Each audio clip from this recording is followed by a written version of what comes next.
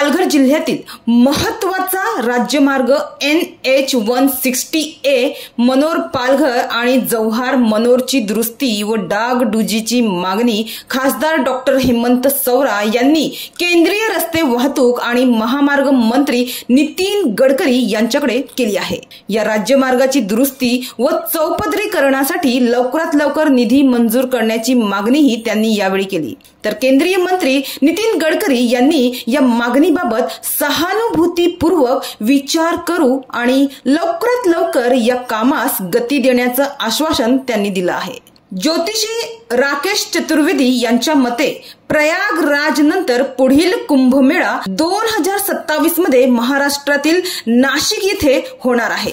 त्यामुळे नाशिक येथे होणाऱ्या अर्ध कुंभमेळा 2027च्या पार्श्वभूमीवर त्यांनी म्हणजेच हेमंत सवरा यांनी ही मागणी केली आहे। अर्ध कुंभमेळा हा लाखो भाविक पर्यटक आणि साधू संतांचे प्रमुख आकर्षण आहे।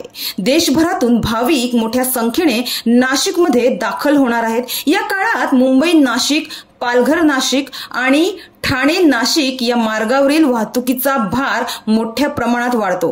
मात्र पालघर जिल्ह्यातील मनोर पालघर आणि जव्हार मनोर मार्ग हे धार्मिक, पर्यटन आणि व्यापारी दृष्टिकोनातून महत्त्वाचा मार्ग असून या रस्त्यांची अवस्था मात्र अत्यंत दयनीय अशी झाली आहे। सध्या रस्त्यांची दुर्दशा, खड्डे, अरुंद रस्ते आणि अनियंत्रित वाहतूक यामुळे या मार्गावर वारंवार अपघात देखील होत आहेत। या रस्त्यावरून प्रवास करताना स्थानिक नागरिक, व्यापारी, पर्यटक आणि वाहन चालकांना मोठ्या समस्यांना सामोरे जावे लागत आहे। मात्र वाहतूक सुरळीत व सुरक्षित असणे गरजेचं आहे। यासाठी या राज्यमार्गाची तातडीने सुधारणा करणे आवश्यक आहे, असे पत्रात नमूद करून डॉक्टर हेमंत सवरा यांनी मंत्री नितीन गडकरी यांच्याकडे या रस्त्याच्या दुरुस्ती व डागडुजीची मागणी केली आहे। तर केंद्रीय मंत्री नितीन गडकरी यांनी या मागणीबाबत सहानुभूतीपूर्वक विचार करू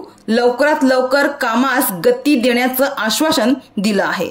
मात्र या रस्त्याबाबत स्थानिक नागरिक आणि व्यापाऱ्यांच्या मोठ्या अपेक्षा असून या राज्यमार्गाच्या दुरुस्तीसाठी स्थानिक नागरिक, व्यापारी संघटना आणि सामाजिक कार्यकर्त्यांनी अनेक वेळा मागणी केली होती। आता खासदार सवरा यांनी केलेल्या पाठपुराव्यानंतर हा मार्ग अर्ध कुंभमेळ्यापूर्वी दुरुस्त होईल अशी अपेक्षा व्यक्त करण्यात येत आहे।